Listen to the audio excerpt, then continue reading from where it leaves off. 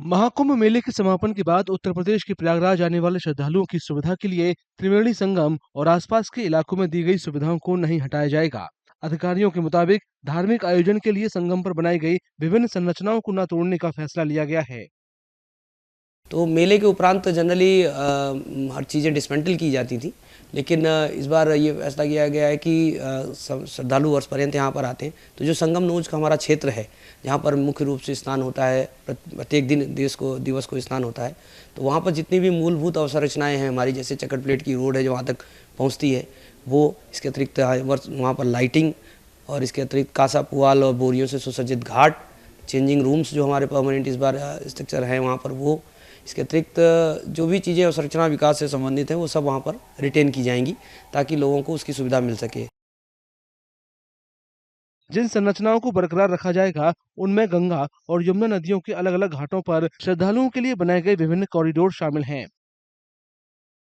महाकुंभ 2025 के कारण यहाँ पर जो प्रयागराज शहर का जो अवसंरचना विकास हुआ,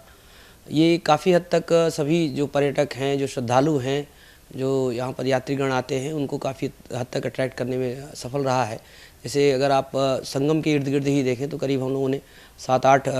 जो कॉरिडोर बने हैं वो संगम के इर्द गिर्द ही बने हैं, जिसमें मनकामेश्वर का कॉरिडोर है, हनुमान जी का, लेटे हनुमान जी का कॉरिडोर है, अक्षयवट, पातालपुरी और सरस्वती कूप कॉरिडोर है, आलोपी देवी शंकरी जी का कॉरिडोर है। महाकुंभ मेले के दौरान 66 करोड़ लोग आस्था की डुबकी लगाने के लिए प्रयागराज पहुंचे थे। उत्तर प्रदेश सरकार के मुताबिक शहर में श्रद्धालुओं के लिए नई सुविधाओं के अपग्रेडेशन और डेवलपमेंट के लिए 7,500 करोड़ रुपए खर्च किए गए। महाकुंभ मेले के समापन के बाद उत्तर प्रदेश के प्रयागराज आने वाले श्रद्धालुओं की सुविधा के लिए त्रिवेणी संगम और आसपास के इलाकों में दी गई सुविधाओं को नहीं हटाया जाएगा। अधिकारियों के मुताबिक धार्मिक आयोजन के लिए संगम पर बनाई गई विभिन्न संरचनाओं को न तोड़ने का फैसला लिया गया है। तो मेले के उपरांत जनरली हर चीज़ें डिसमेंटल की जाती थी, लेकिन इस बार ये फैसला किया गया है कि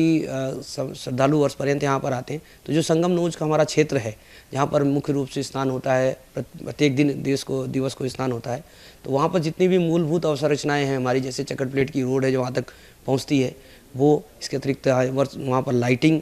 और इसके अतिरिक्त कासा पुआल और बोरियों से सुसज्जित घाट, चेंजिंग रूम्स जो हमारे परमानेंट इस बार स्ट्रक्चर है वहाँ पर, वो इसके अतिरिक्त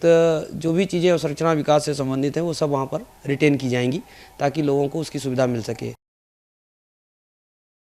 जिन संरचनाओं को बरकरार रखा जाएगा उनमें गंगा और यमुना नदियों के अलग अलग घाटों पर श्रद्धालुओं के लिए बनाए गए विभिन्न कॉरिडोर शामिल हैं।